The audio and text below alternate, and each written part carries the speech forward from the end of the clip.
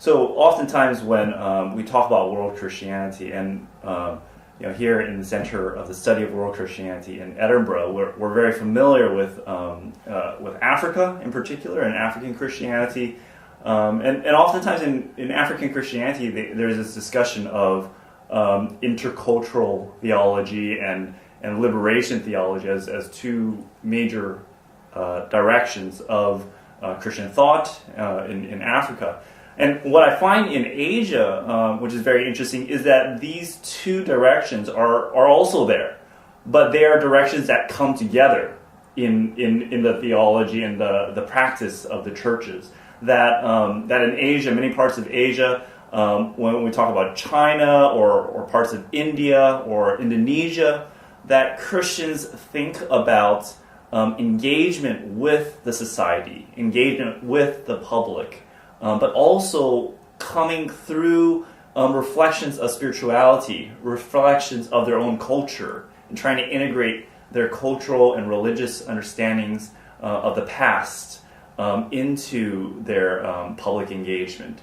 So, for instance, in China, we may talk about Confucian ideas that percolate through the rationale of why we engage in the public. We engage in the public because that is part of our filial relationship with our family, but how the family shapes the society more broadly. And that's a very Confucian idea, but that is transforming public engagement of churches in communist China today.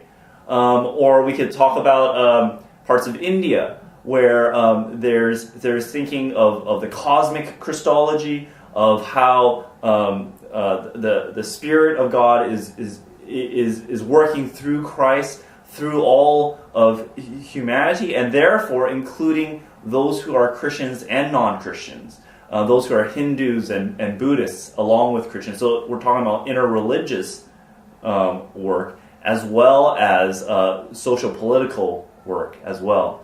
So these are some of the themes that I think world Christianity, when we think about Asia, interreligious, intra-religious, that is, the religions that one has historically within themselves, and also the social-political. All these are dynamics that are interweaving with one another within different parts of Asia that I think is really exciting about world Christianity there. So one of the things that I found in my own journey as an academic, when I was working on my PhD, I was very focused on China. That's my PhD.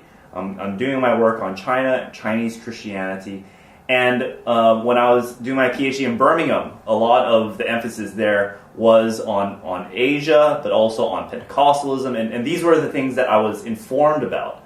But then when I came here, I was exposed to this world of African Christianity and more of Latin American Christianity and other parts of the world, in the Middle East and so forth. And really one of the things that I think with all these centers that are popping up around the world, there needs to be this more of an exchange. Not only the exchange of people and literature, but of ideas and of just exposure to the world. If indeed it is world Christianity, it needs to, when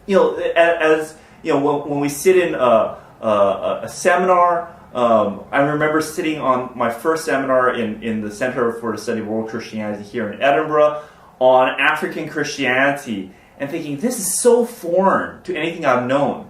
But at the same time, it actually has a lot of similarities to China.